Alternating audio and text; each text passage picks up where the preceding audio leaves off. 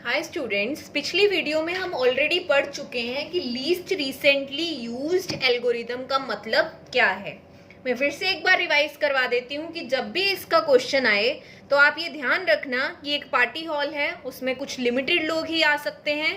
जैसे आपके बचपन में होता था कि 5-7 फ्रेंड्स ही आ सकते हैं आपके घर में, लेकिन बहुत सारे फ्रेंड्स को बुला लिया है तो ऐसा सोचा जाता था कि जो पहले आ जाते थे बच्चे 3 या 4 बजे, वो उस टाइम तक तो जा चुके होंगे जब बाद वाले लोग आएंगे। तो लीस्ट रिसेंटली यूज में भी यही है कि जो ब्लॉक्स बहुत पहले आ चुके हैं, जो अभी रिसेंटली यूज नहीं हुए हैं, आपको डिस्टेंस देखना है प्रेजेंट ब्लॉक से, जो सबसे दूर है उसको आप रिप्लेस करेंगे।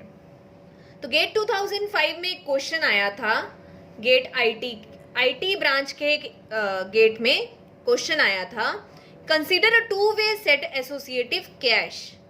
पिछला क्वेश्चन जो हमने क्या किया था उसमें फुली एसोसिएटिव था। ये क्वेश्चन क्या है? Two way set associative. मतलब के की वैल्यू क्या है? 2। मतलब हर सेट में कितनी लाइंस होंगी? 2। टू वे का मतलब ये नहीं है कि टोटल सेट्स कितने हैं? 2 नहीं, इसका मतलब है हर सेट में कितनी लाइंस होंगी। So consider a two way set associative cash with 8 blocks. Cache का साइज क्या है? 8 ब्लॉक्स।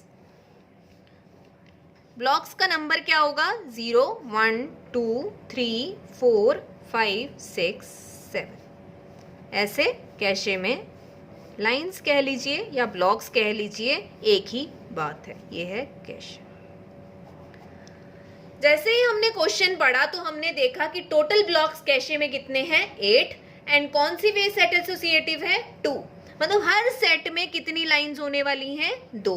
तो मैंने आपको बताया था कि नंबर ऑफ सेट्स कैसे निकलेंगे। Number of sets in a cache is total blocks upon 2 के की वैल्यू। ये क्या है? के की वैल्यू। के वे सेट एसोसिएटिव है तो ये कौन सी है? 2 वे।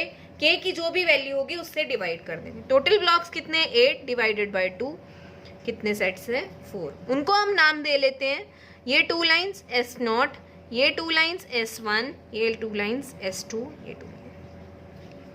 तो हमने ये भी बात की थी कि यहाँ पे के वे एसोसिएटिव में कौन सा फॉर्मूला यूज होता है? K mod M। जहाँ पे इसको आप B mod M भी बोल सकते हैं। ये क्या है? Block number. और ये क्या है? ये क्या है? Total number of sets in cache, जो इसमें क्या है? 4। जैसे इसमें आंसर क्या आएगा मॉड लेने के बाद? इधर 0 1 2 और 3। तो अगर हमारा आंसर आया 0 कि सेट 0 में आएगा ये ब्लॉक, तो उसकी कोई सी भी लाइन में रख सकते हैं कि या तो यहाँ पे या तो यहाँ पे। यहाँ पे के वे सेट एसोसिएटिव में हम लाइन फिक्स नहीं करते, हम सेट फिक्स करते हैं कि इस सेट में ही ये ब्लॉक आएगा। क्योंकि डायरेक्ट मैपिंग में हम लाइन फिक्स कर रहे थे तो उसके डिसएडवांटेज हमने देखे थे। यहाँ पे हम सेट फिक्स करते हैं। तो ये फॉर्मूला B mod M हमें सेट बताता है कि कौन से सेट में जाएगा। अब क्वेश्चन है कि जो सीपीयू ने ब्लॉक्स रिक्वेस्ट किए वो हैं ये, इस सीक्वेंस में रिक्वेस्ट किए, और इन्होंने ये बोला है कि अगर टेक्निक यूज हुई थी LRU, least recently used, which blocks will be there in cache, जब हम ये सब इम्प्लीमेंट कर चुके होंगे। बहुत ही इजी क्वेश्चन है अगर आपको कंसेप्ट पता है। 1 मार्क या 2 मार्क में ये क्वेश्चंस आते हैं गेट में। अगर आपको कंसेप्ट पता है तो आप इजीली कर सकते हैं। तो हमारा अब यहाँ पे हम एक बार दोबारा लिख लेते हैं। अब ब्लॉक नंबर आया 0, तो हमने कहाँ पुट करना है? 0 mod 4। आंसर आया 0। ब्लॉक नंबर 0 कहाँ चला गया? यहाँ पे। इजी है। नेक्स्ट ब्लॉक आया 5 mod 4। ये जो 0 आंसर आया है ये सेट का नंबर है, ये लाइन नंबर नहीं है। क्या ये ब्लॉक 0 यहाँ पे आ सकता था? यस, ये सेट 0 में जाएगा तो ये किसी भी लाइन में आ सकता है। यहाँ पे के वे सेट एसोसिएटिव में आपने ये ध्यान रखना है कि जो हमारा B mod M आंसर आएगा वो सेट का नंबर आएगा, वो लाइन नंबर नहीं आएगा। वो लाइन नंबर कब आता है? अगर यहाँ पे कौन सी मैपिंग यूज होती? Direct mapping. नेक्स्ट है 5 mod 4। आई एज्यूम कि आपको ये मॉडुलस निकालना आता है, मैं फिर भी बता देती हूँ 5 mod 4 का मतलब क्या होता है। जो आपका रिमाइंडर में वैल्यू आती है वो आपका मॉडुलस का आंसर होता है। तो 5 mod 4 का मतलब है 1, तो सेट नंबर 1 में जाएगा 5। तो सेट नंबर 1 में कौन कौन सी लाइन है, 2 और 3, तो आप इसको कहीं भी रख सकते हैं। तो ब्लॉक 5 आ गया लाइन नंबर 2 में। सेट 1 होना चाहिए क्योंकि आंसर क्या है 1। ऐसे ही 3 mod 4 क्या आया 3, तो सेट 3 में जाएगा कौन, 3, ब्लॉक 3। नेक्स्ट है 9 mod 4, 9 mod 4 इज 1, तो ये जाएगा सेट 1 में। सेट 1 में आप देखिए लाइन 2 में ऑलरेडी B5 को रख चुके हैं, तो B9 को कहाँ रखेंगे, यहाँ पे। अब सेट 1 की दोनों लाइनें फिल हो चुकी हैं, अब किसी भी ब्लॉक का आंसर 1 आएगा तो रिप्लेसमेंट करनी पड़ेगी। तो अब आप मेरे को बताइए कि अगर किसी भी ब्लॉक में सेट 1 आंसर आया और ब्लॉक 5 पहले आया था और ब्लॉक 9 अभी आया है, तो लीस्ट रिसेंटली यूज्ड टेक्निक क्या बोलती है कि जो पहले आया था उसको रिप्लेस कर दो। ठीक है, हम नेक्स्ट देखते हैं। 5th नंबर पे आया ब्लॉक 7, तो 7 mod 4 3, तो ये ब्लॉक कहाँ जाएगा, ब्लॉक 7 सेट 3 में। यहाँ पे ऑलरेडी ब्लॉक 3 पड़ा है तो हमने यहाँ क्या रखा 7।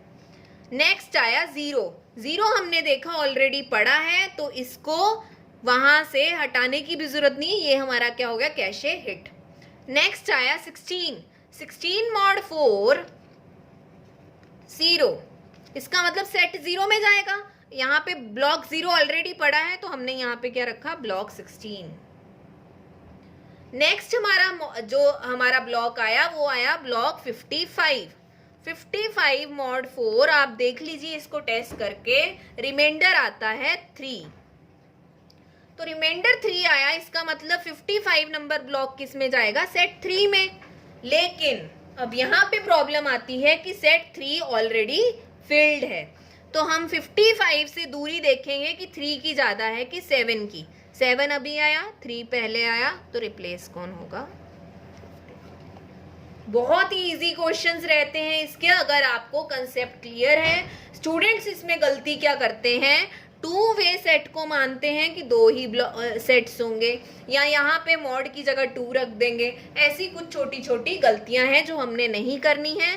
2 वे का मतलब क्या है, हर सेट में 2 लाइंस होंगी और डिवाइड किससे करना है, 2 से, और यहाँ पे मॉड किससे लेना है, टोटल नंबर ऑफ सेट से।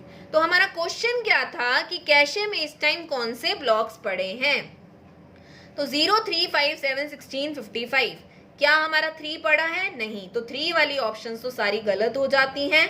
ऑप्शन बचती है सी, तो इसका चेक करो, 0 है, 5 है, 7 है, 9 है, 16 है, 55 है, तो option C is correct. I hope आपको ये कंसेप्ट क्लियर हो गया होगा कि LRU टेक्निक हमें जब क्वेश्चन में आए के वे सेट एसोसिएटिव के साथ तो कैसे क्वेश्चन को इम्प्लीमेंट करना है। Thank you.